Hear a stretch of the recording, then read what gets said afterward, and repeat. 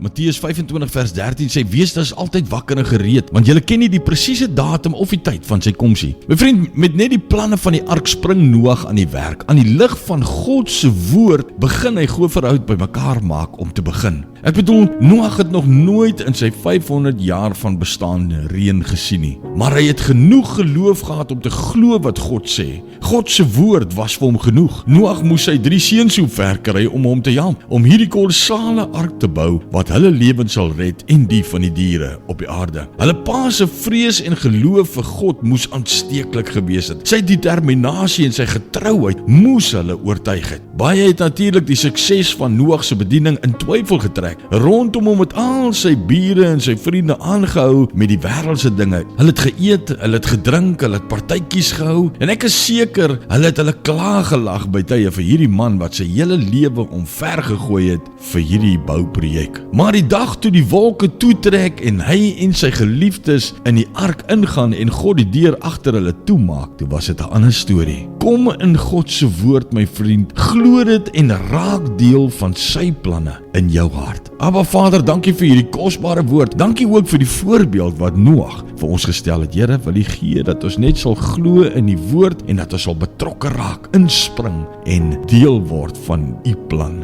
vir ons lewens. Ons eer U, ons loof U en ons prys U in Jesus se naam. Amen.